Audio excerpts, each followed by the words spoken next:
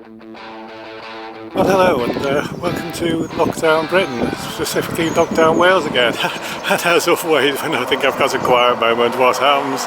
My car comes fast. Thank you, car. Right, the reason for the video is there's a couple of reasons why you're allowed to go outside in this lockdown circumstance. One of which is to do a bit of daily exercise, so this is my excuse for doing this cycle ride. As you can see, I've unusually taken the panniers off my bicycle because it was just giving it a bit of lubrication on the chain there. And what I'm going to do, here's another car, would you believe it, had ages of quiet. That's life, as they say, it's where the cookie crumbles. This just in front of me, it doesn't look much on the film, but in reality it's a fairly steep hill, and it's in a village called Camai. And I call this, well, it's called it officially or not, I don't know, Camai Hill. So I go up Camai Hill to the top, and I'll be blowing a bit by the time I get to the top because it is reasonably steep. I'll tell you more about that later because I've been waffling on a bit now and I think I should get cycling. And here is another car coming, would you believe it? Okay, I'll see you as always. Bye for now. Bye bye. Well, hello again. And as you can hear, nice promise, I'm panting a little bit. I was kind of lucky, there was a cyclist just went past before I started, so I was kind of a bit naughty and used him as a pacemaker up the hill.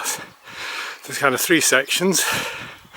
This last little bit's not too steep, and you end up in this very nice quiet village called Camai. It's a house on the edge of the village here, very traditional cottage. Stone-built cottage. Oh, those signs, by the way, just mean national speed limit applies. Where's the other one gone? Oh, there it is. National speed limit applies, which is about 60 or 70 miles an hour. I never could tell which, and it doesn't really matter on a bicycle. Some people do whiz down that only on a bicycle. Car coming, van, moving up the road. Right, okay. Pretty little village, as you can see. About the steepness of the hills, incidentally, there's a famous set of maps in the UK called Ordnance Survey maps, and for hills that are a bit steeper they have a chevron system. One chevron means between 14 and 20%, if I remember rightly. So the hill we just come up is at least 14 and as much as 20%. I suspect it approaches to 20% in places. Just here, there's a hill, and I'm not actually going to go up it today because I'm not feeling very brave, to be honest, but the way up there is a kind of switchback, and it's a double chevron, which is over 20%, might be over 25, I think it's over 20%, and all I can tell you is even in first gear it's hard work, so I'm not going that way today because it's a lovely day. I'm going to whiz down this hill. Yeah, go through Camai, whiz down the hill, and I'll just get on my bike, and as I'm going through the village I'll let you have a look at what we're doing, what I'm doing at least, and then I'll have to stop because you get going quite fast and it wouldn't be safe to hold the camera and whiz down those hills as well, and I'll speak to you again if I find something more interesting, somewhere else to go. So, as always, bye for now, bye. Hi, I just wanted to show you this actually. It's more about the garden and the house. I think they've done an absolutely fantastic job. Obviously on a very, very steep hillside here. It's all been terraced and interesting plants and trees put in right in front of us. There's magnolia. This is one of my favourite trees. I'm just going to lift the camera up so you can still hear me. So you can see as much of it as possible. It's a bit frustrating. You can't actually quite see it. You can see a little bit more when I'm on my bicycle. I think they've done a superb job. I think the house is owned by 2, perhaps 3 people, and they've obviously all got together. And the terracing and the landscaping goes right on to past one of my bicycles. You can just see my bicycle there, standing forlornly on its own. And tremendous what can be done just on a little patch of land, all landscaped. See the back of it, landscaped right the way around. See the trees there. My glasses are extremely off, I can't see much anymore. And that's the road I've just come up. So, right, with that, I'll say bye again, and I'll see you in the next exciting instalment of bye for now. Bye. Hi, I'm in a village, I think it's called Llanfynydd. I've just asked the local about it. I've taken some stills of a very interesting telephone kiosk, which maybe I'll tell you about, or I'll write it up on some writing on the video when I finally release it. Anyway, this is St Michael's Church. I just think it looks rather nice. And the pub here, called the Cross Keys, it was closed when I first came to this area. And I was in the bank in town, and a gentleman came looking very enthusiastic, and he asked if I would keep his place, and he dived in front of me and said, "I hope you don't mind." But he was reopening this pub, and I promised I'd drop in one day and have a pint, and of course I can't because we're all locked up.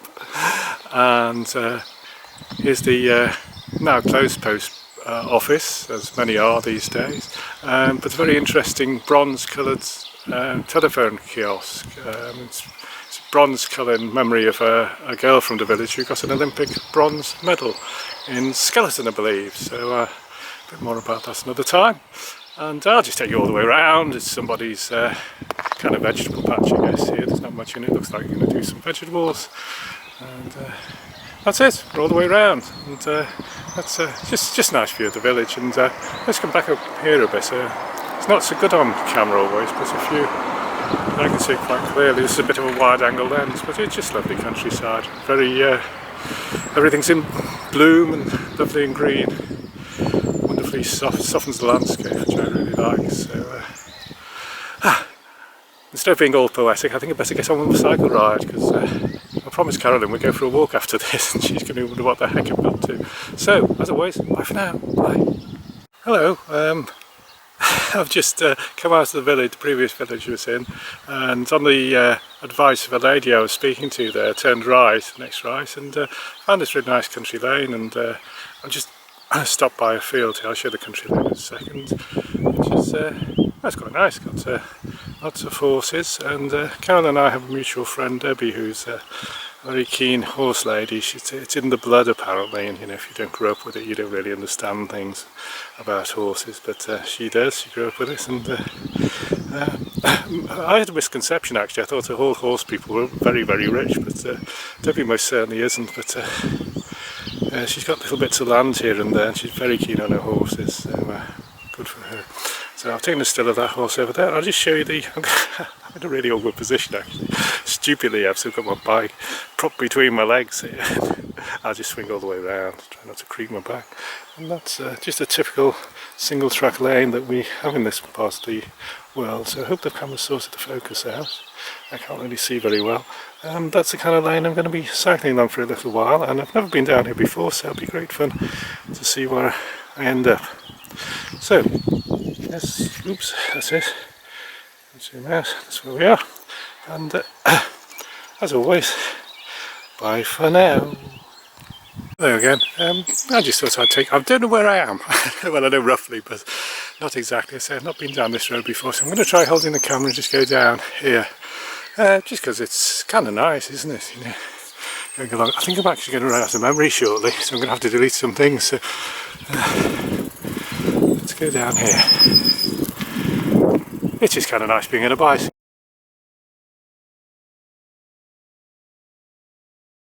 Hello, well yeah, okay, as promised I'd run out of memory, but you didn't miss much. I've just deleted a few things off the camera that I've already downloaded onto my computer, and came across this rather nice house here.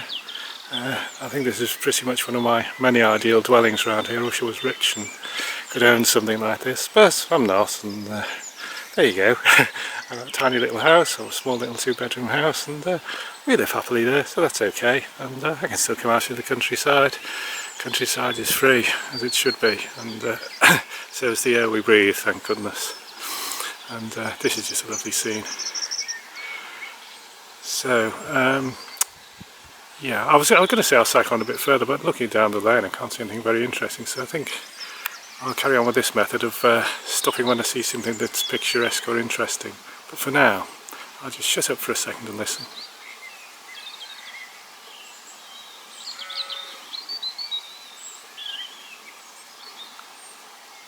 Isn't it great without motor vehicles, huh? Right, okay, I'm not going to say bye for now because that's getting really, really boring, so I'll just say, let's go French. Au revoir, au revoir. Hello again. I'm going to just cycle along a little way because it just looks quite interesting road ahead and it looks nice. There's a lovely countryside outside there, and as I said, it's quite interesting just going along on a bicycle. So let's try to zoom in. What's going on? There we are. Okay, enjoy coming along this cycle because I don't know what's going to happen either. It is great fun. I should have changed here again. Never mind. Just freewheel. Oh, fellow cyclists. These to be immortalised in film. Hey. It's funny actually, the cyclists are usually very friendly, but I think because there's so many people about, there's kind of a bit of a factionalism started going on. People who have all the gear and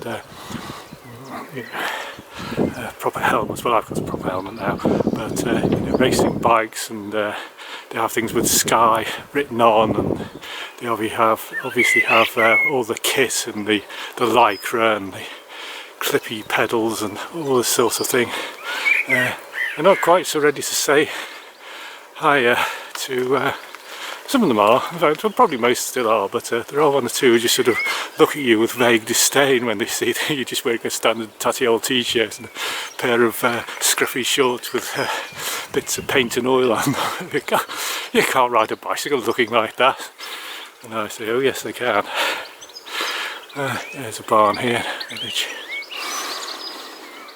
Right. I'm actually a bit concerned because I did promise Carolyn we'd go out for a walk, so I think I'm going to have to start cycling properly and heading back.